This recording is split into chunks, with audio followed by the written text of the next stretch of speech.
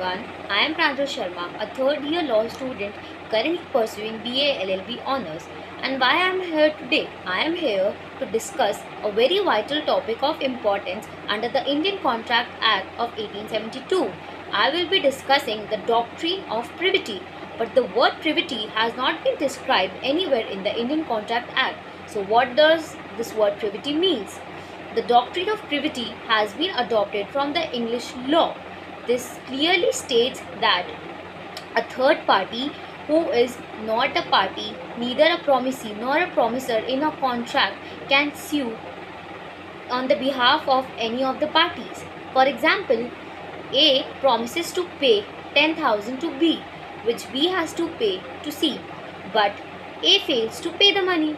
C here cannot sue for his failing to perform the contract, as C is not a party to the contract.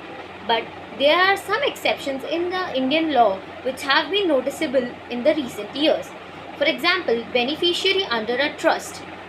If a contract benefits for a third party like a trust, they can sue. And also family arrangements where consideration is based on family ties or marriage, third parties may enforce their rights.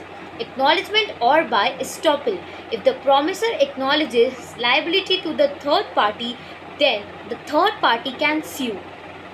Assignment of contracts.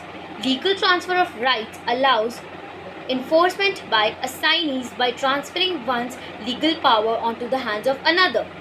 Agency relationships, which is clearly stated under the Indian Contract Act itself, where agents enter into contracts on the behalf of their principals and form a vicarious liability.